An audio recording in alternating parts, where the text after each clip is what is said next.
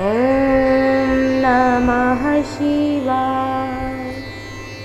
आप सभी पर देवाधिदेव महादेव भगवान शिव की अपार कृपा बनी रहे।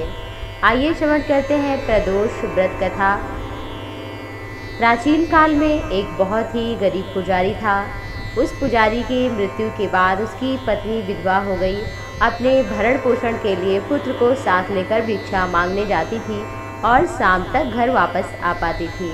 एक दिन की बात है कि उसकी मुलाकात मार्ग में विदर्भ देश के राजकुमार से हुई, जो कि अपने पिता की मृत्यु के पश्चात दर दर भटक रहा था।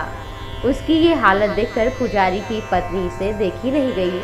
उस राजकुमार को अपने साथ लेकर घर आई और पुत्र जैसा ही बर्ताव करने लगी। एक दिन पुजारी की पत्नी अपने साथ दोनों पुत्रों को सांडिल्य ऋषि के आश्रम पर ले गई।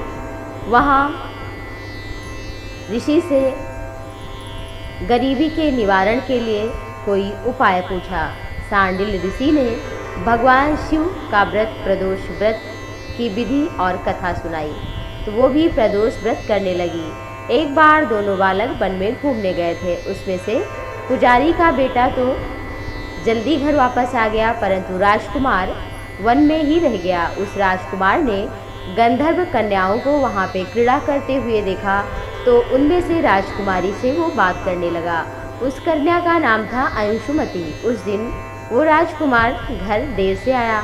राजकुमार दूसरे दिन फिर से उसी जगह पहुंचा जहां अंशुमति अपने माता पिता से बातें कर रही थी। तभी अंशुमति के माता पिता ने उस राजकुमार को पहचाना और कहा कि ये तो विदर्भ देश के राजकुमार हैं और इनका नाम धर्मगुप्त है। अंशुमति के माता पिता को राजकुमार पसंद आया और उन्होंने भगवान शिव की कृपा मानकर अपनी पुत्री का विवाह राजकुमार से विधि विधान के साथ कर दिया।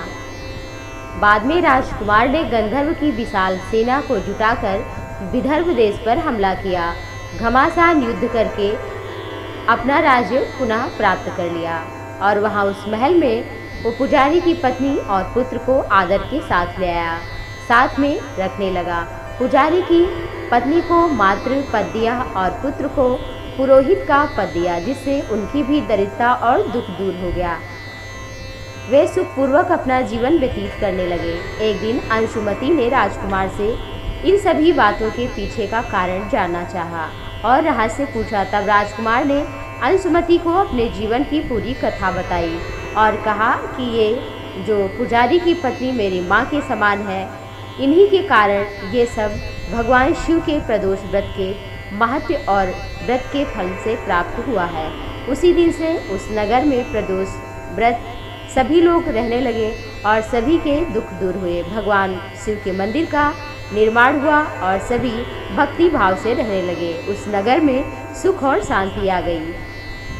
आज भी लोग श्रद्धा भक्ति भाव से स्त्री पुरुष इस व्रत को करते हैं। इस व्रत को करने से मनुष्य के सभी कष्ट दूर हो जाते हैं, मनोवांछित फल की प्राप्ति होती है। ओम नमः शिवाय। हर हर महादेव।